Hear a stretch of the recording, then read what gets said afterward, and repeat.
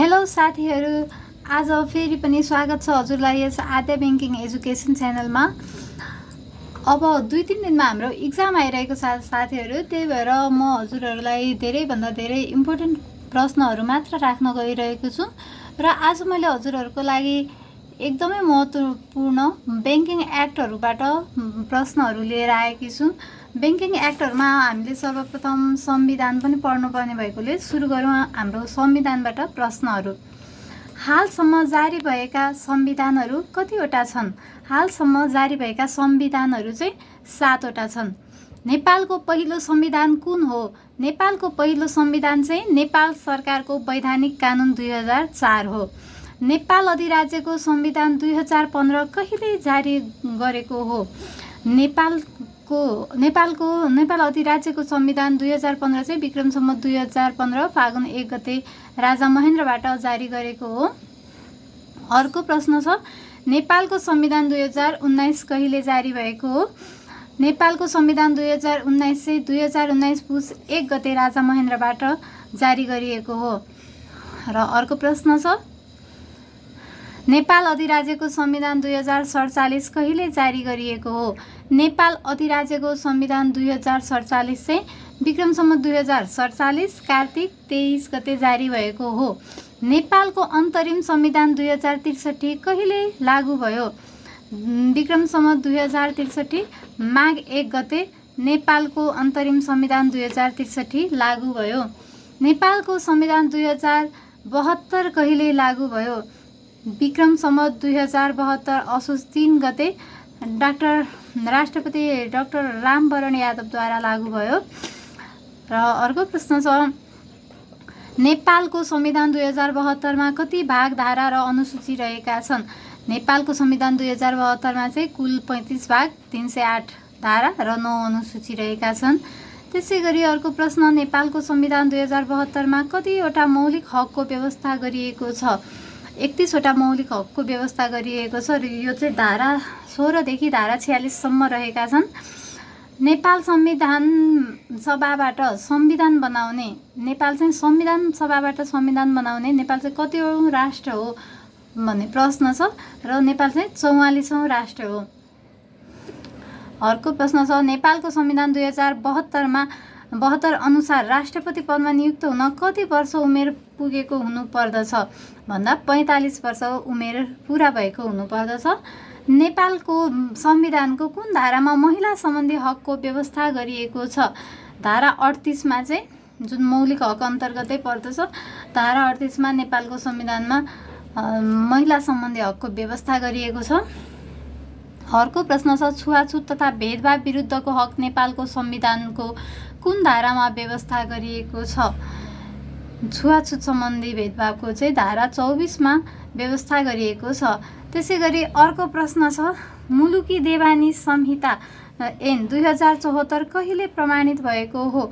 मुलुकी देवानी संहिता ऐन 2074 चाहिँ विक्रम सम्वत 2074 असोज 30 गते र लागू चाहिँ 2075 भदौ 1 गतेबाट मात्र लागू भयो। अर्को वर्षको भदौ 1 गते पनि बिचमा धेरै समय लागू भएन छ। यो चाहिँ प्रमाणीकरण चाहिँ भदौ असोज 74 असोज 30 मै भयो भने लागू चाहिँ 75 भदौ 1 गते मात्र लागू भयो।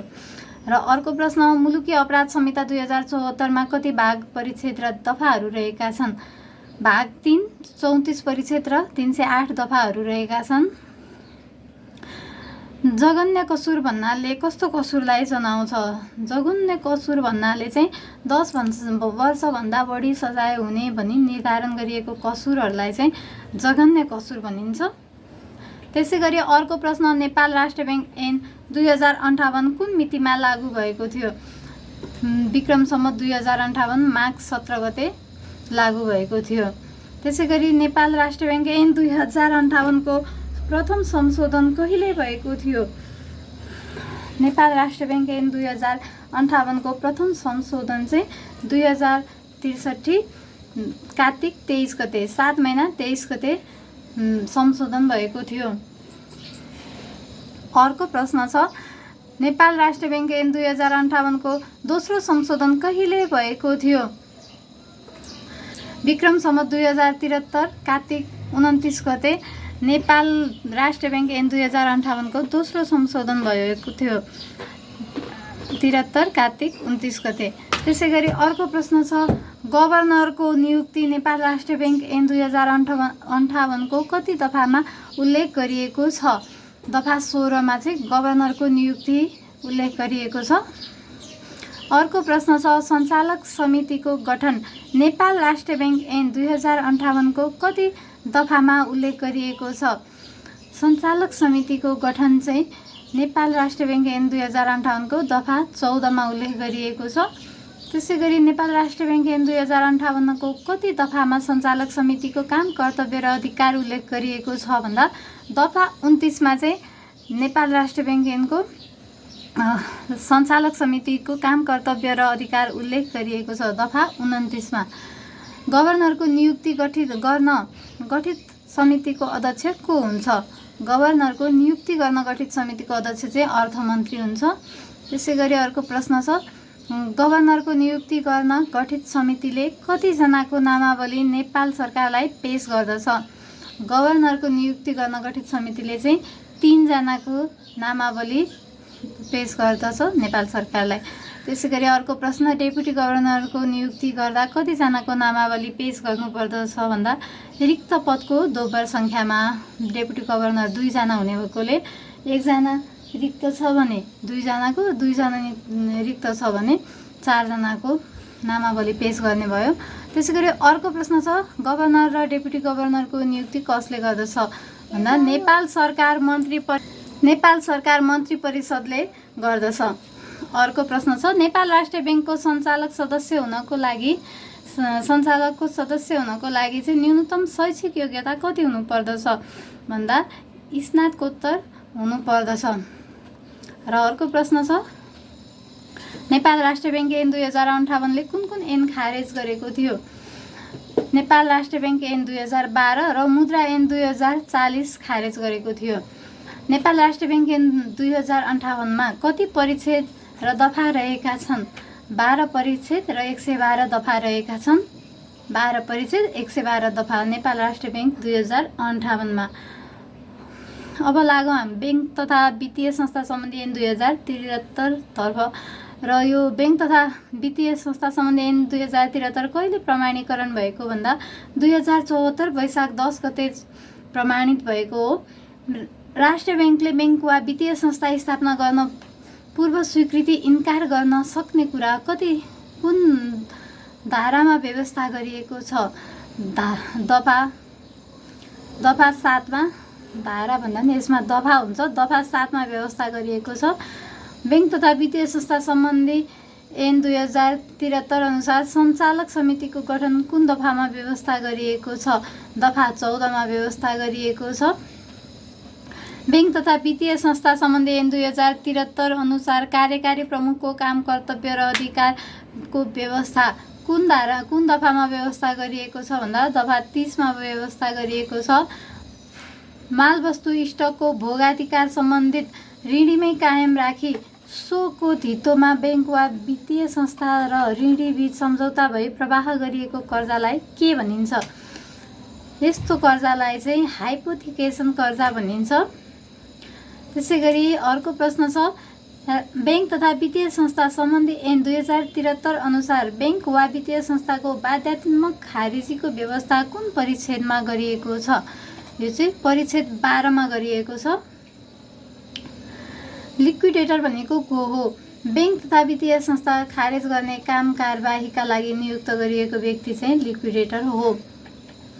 अर्को प्रश्न छ, लिक्विडेटरको नियुक्ति कसले गर्दछ भने लिक्विडेटरको नियुक्ति चाहिँ अदालतले गर्दछ नेपाल राष्ट्र ब्याङ्कको सिफारिसमा। त्यसै गरी ब्याङ्क तथा वित्तीय संस्था सम्बन्धी ऐन 2073 मा कति परिच्छेद तथा कति दफा छन्?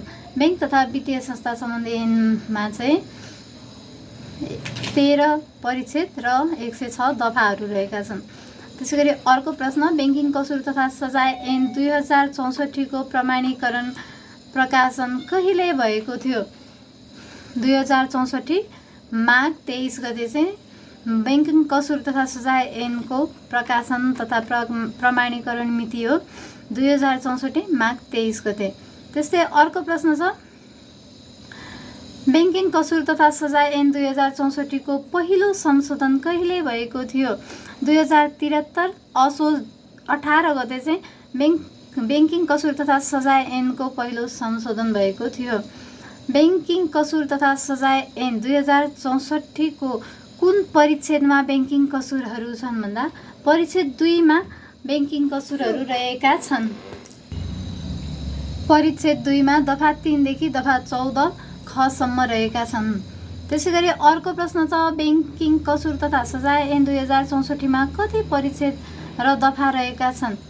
बैंकिङ कसुर तथा सजाय ऐन 2064 मा चाहिँ 5 परिच्छेद र 29 दफाहरू रहेका छन्। अर्को प्रश्न छ, सम्पत्ति शुद्धिकरण ऐन मनी लन्ड्रिङ निवारण ऐन 2064 को प्रमाणीकरण र प्रकाशन कहिले भएको हो? सम्पत्ति शुद्धिकरण अर्थात् मनी लन्ड्रिङ निवारण ऐन 2064 को प्रमाणीकरण र प्रकाशन चाहिँ 2064 माघ 14 गते 2064 माघ 14 गते भएको हो। सम्पत्ति शुद्धिकरण निवारण ऐन 2064 को प्रथम संशोधन कहिले भएको हो? प्रथम संशोधन चाहिँ 2068 जेठ 18 गते 2 महिना 18 गते जेठ 18 गते चाहिँ सम्पत्ति शुद्धिकरण निवारण ऐन 2064 को प्रथम संशोधन भएको हो। 64 को 68 जेठ 18। अर्को प्रश्न छ, सम्पत्ति शुद्धिकरण निवारण ऐन 2064 को दोस्रो संशोधन कहिले भएको हो? दोस्रो संशोधन चाहिँ 2070 12 अर्थात् चैत 12 गते चाहिँ चैत 12 गते सम्पत्ति शुद्धिकरण निवारण ऐन 2064 को दोस्रो संशोधन 2070 चैत 12 गते भएको हो। अर्को छ, करेस्पोन्डिङ बैंकिङ भन्नाले के बुझिन्छ? कुनै एक बैंक तथा वित्तीय संस्थाले आफ्नो ग्राहकलाई अर्को वित्तीय संस्था मार्फत बैंकिङ सेवा उपलब्ध गराउने व्यवस्था चाहिँ करेस्पोन्डिङ बैंकिङ हो। र अर्को प्रश्न रहेको छ, सम्पत्ति शुद्धिकरण मनी लन्ड्रिङ निवारण ऐन 2064 अनुसार राष्ट्रिय समन्वय समितिको संयोजक को हुने व्यवस्था छ? जसमा राष्ट्रिय समन्वय समिति गठन गरिएको हुन्छ त्यसको संयोजक चाहिँ प्रधानमन्त्री तथा मन्त्री परिषदको कार्यालयको सचिव चाहिँ हुने व्यवस्था रहेको छ। सम्पत्ति शुद्धिकरण निवारण ऐन 2064 मा कति परिच्छेद र दफा रहेका छन् भन्दा 8 परिच्छेद र दफा 47 रहेका छन्। त्यस्तै अर्को प्रश्न रहेको छ, विदेशी विनिमय नियमित गर्ने ऐन 2019 कुन मितिमा प्रकाशित भएको हो? विक्रम सम्वत 2019 असार 15 गते प्रकाशित भएको हो। विदेशी विनिमय नियमित गर्ने ऐन 2019 को पहिलो संशोधन कहिले भएको थियो? यसको पहिलो संशोधन चाहिँ 2044 कार्तिक 1 गते 7 महिना 1 गते कार्तिक 1 गते चाहिँ विदेशी विनिमय नियमित गर्ने ऐनको चाहिँ पहिलो संशोधन भएको हो। विदेशी विनिमय नियमित गर्ने ऐन 2019 को दोस्रो संशोधन कहिले भएको हो? विदेशी विनिमय नियमित गर्ने ऐन 2019 को दोस्रो संशोधन चाहिँ 2059 साउन 22 4 महिना 22 गते साउन 22 गते भएको हो। विदेशी विनिमय नियमित गर्ने ऐन 2019 मा कति दफाहरू रहेका छन् भन्दा 25 वटा दफाहरू रहेका छन्। औद्योगिक नीति 2067 मा कति अनुसूचीहरू रहेका छन् भन्दा 10 अनुसूचीहरू रहेका छन्। त्यस्तै औद्योगिक नीति 2067 ले कुन नीति खारेज गरेको थियो? औद्योगिक नीति 2049 खारेज गरेको थियो। त्यस्तै गरी अर्को प्रश्न छ, व्यापार प्रवर्धनका लागि गठित बोर्ड अफ ट्रेडको अध्यक्ष को हुन्छ? वाणिज्य तथा आपूर्ति मन्त्री चाहिँ बोर्ड अफ ट्रेडको अध्यक्ष हुन्छ। हस् साथीहरू, यो बैंकिङ सम्बन्धी एक्टहरूलाई लिएर यो भिडियो बनाएको हजुरहरूलाई कस्तो लाग्यो? यस च्यानललाई सब्स्क्राइब गरिदिनु होला र आगामी अब रिटन पेपरको भिडियोहरूको लागि तयार हुनु होला साथीहरू। हस् त, थ्याङ्क यू।